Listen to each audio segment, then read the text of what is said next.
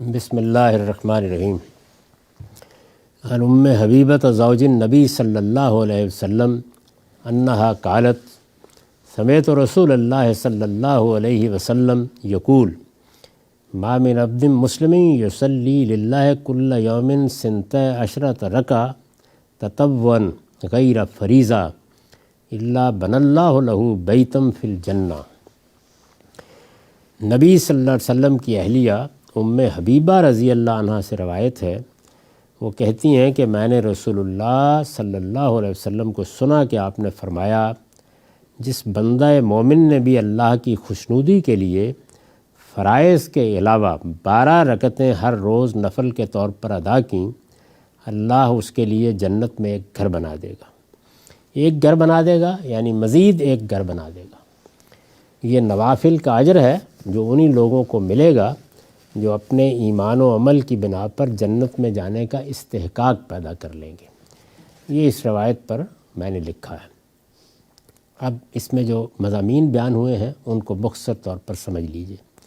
ہمارے دین میں جس طریقے سے بدن کی طہارت کے آداب بتائے گئے ہیں، خور و نوش کو پاکیزہ بنانے کی ہدایت کی گئی ہے، اور اخلاق کی پاکیزگی جو دین کا اصلی مضمون ہے اس کو بہت وسعت کے ساتھ بیان کیا گیا ہے۔ پورا دین اصلاً ان 3 چیزوں کا نام ہے، یعنی بدن کی طہارت، خور و نوش کی طہارت اور اخلاق کی طہارت۔ تو اللہ تعالیٰ کی پوری شریعت اگر آپ غور کریں تو انہی چیزوں پر مبنی ہے۔ اس میں جو اللہ تعالیٰ کے ساتھ تعلق ہے اس کو قائم رکھنے، اس کو مضبوط بنانے کے لیے عبادات بھی لازم کی گئی ہیں۔ نماز ہے، روزہ ہے، حج ہے، عمرہ ہے۔ ان سب سے اصلی مقصود کیا ہے؟ وہی جو قرآن مجید نے بیان کیا کہ اللہ کی یاد رہے۔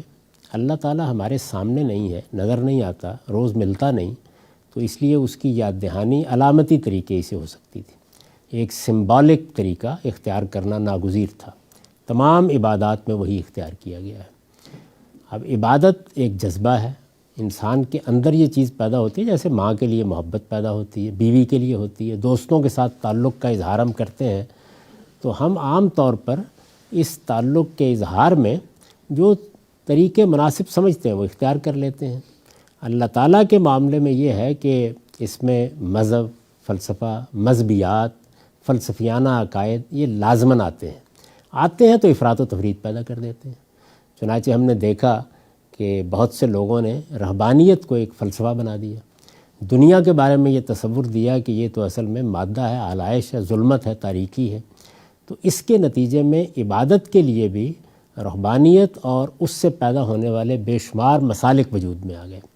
تو اللہ تعالیٰ نے اپنے پیغمبروں کے ذریعے سے پھر اپنی یاد دہانی کے لیے، اپنے ساتھ تعلق کو ظاہر کرنے کے لیے عبادات خود مقرر کر دیں، تاکہ انسان اپنی فطرت کے اس تقاضے کو پورا کرتے وقت افراط اور تفریط سے بچا رہے۔ وہی چیز جو ابھی ہم قرآن میں دیکھ رہے تھے کہ اللہ قسط پر قائم کرتا ہے، یعنی چیزوں کو ٹھیک اس جگہ لے آتا ہے۔ تو ہمارے 24 گھنٹوں میں جو نماز مقرر کی گئی ہے، اور ظاہر ہے کہ یہی وہ عبادت ہے جو ہمیں شب و روز میں کرنی ہوتی ہے، تو اس میں رسالت مآب صلی اللہ علیہ وسلم نے فرمایا کہ فرائض ہیں جو اصلاً عائد کیے گئے ہیں، وہ کیا ہیں؟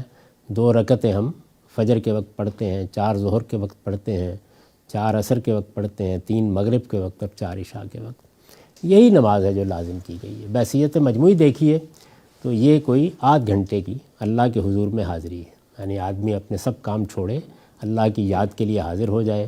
اگر اس کے قریب کوئی معبد ہے تو وہاں جا کے لوگوں کے ساتھ مل کے اللہ کی بندگی کرے، ورنہ اپنے طور پر اللہ کے سامنے سر نیاز جھکا دے۔ یہ لازم ہے۔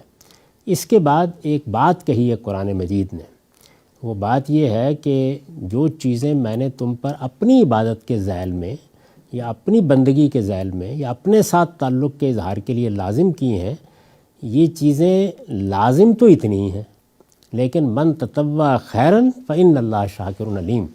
اگر کوئی اپنی طرف سے اس میں اضافہ کرتا ہے، یعنی وہ کہتا ہے میں زیادہ عبادت کروں گا، جیسے اللہ تعالیٰ نے ہمارے اوپر زکوٰۃ فرض کی، لیکن ایک آدمی کہتا ہے کہ میں اور بھی زیادہ اللہ کی راہ میں خرچ کروں گا، تو اس کو قرآن مجید نے تطوع کہا، یعنی اپنی طرف سے، اپنی خوشی سے، بغیر کسی پابندی کے اندر کے جذبے کے ساتھ کوئی مزید نیکی کا کام کرنا، اس کو تطوع کہا جاتا ہے۔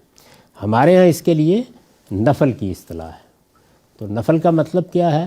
ایک چیز لازم نہیں کی گئی، پابندی ضروری نہیں ہے، ساری زندگی آپ یہ کام نہ کریں تو پوچھا نہیں جائے گا، لیکن اگر کریں گے، اور ظاہر ہے کہ بالکل انسانی فطرت مانتی ہے کہ اگر اللہ تعالیٰ نے کہا کہ تم 2 روپے غریبوں کو لازماً دو، اور آپ نے کہا میں 10 دوں گا، تو اس کا اجر تو ملنا چاہیے۔ تو یہ نوافل جس طریقے سے انفاق میں، جس طریقے سے روزے میں، جس طریقے سے حج میں، عمرے میں، ایسے ہی انسان کے جذبے کا اظہار ہے، اسی طرح روزمرہ کی نمازوں میں بھی ہیں۔ تو حضور نے فرمایا صلی اللہ علیہ وسلم کہ بندہ مومن نے اللہ کی خوشنودی کے لیے تطوعاً، اللہ کو خوش کرنے کے لیے فرائض کے علاوہ 12 رکعتیں روزانہ پڑھی، یعنی صبح و شام کی سب نمازوں کے ساتھ۔ جیسے ہم پڑھتے ہیں عام طور پر کہ فجر سے پہلے فرض نماز کے ساتھ 2 رکعتیں پڑھ لیتے ہیں، ظہر کے سے پہلے پڑھتے ہیں، بعد میں پڑھتے ہیں، تو یہ ملا کے حضور نے فرمایا کہ اگر 12 رکعتیں زیادہ پڑھ لیں، اور واضح کیا تطوعاً کہ نہ یہ ضروری ہیں، نہ ان پر مواخذہ ہے، نہ ان کے بارے میں پوچھا جائے گا، یہ تطوعاً ہے، تمہاری طرف سے ہیں، تمہاری خوشی سے ہیں۔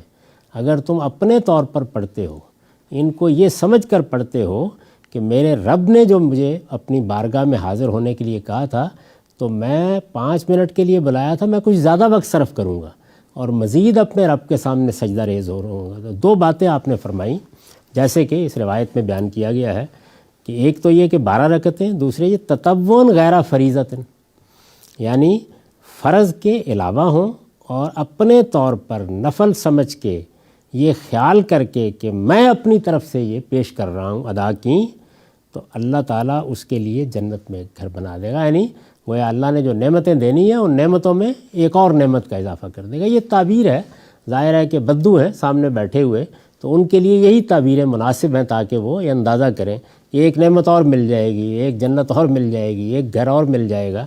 تو یہ اللہ تعالیٰ نے فرمایا۔ اس سے ظاہر ہے کہ خود بخود یہ معلوم ہوا کہ دوسرے تمام معاملات میں بھی جتنی چیز اللہ نے فرض کی ہوتی ہے، مثلا زکوٰۃ کو فرض کیا ہے، تو اگر ہم انفاق کرتے ہیں، اپنے اوپر زیادہ ذمہ داری ڈالتے ہیں، نفل کے طور پر اپنی خوشی سے اور اپنے پروردگار کی خوشنودی کے لیے زیادہ خرچ کرتے ہیں، تو ظاہر ہے کہ اس کا نتیجہ بھی یہی نکلے گا۔ تو ایک اصول بیان کر دیا کہ اگر آپ اپنی طرف سے تطوعاً نفل کے طور پر کوئی عبادت کرتے ہیں تو اللہ تعالیٰ اس سے بہت خوش ہوتے ہیں اور وہ پھر اضافہ کرتے ہیں۔ لیکن یہ کس کو ملے گا؟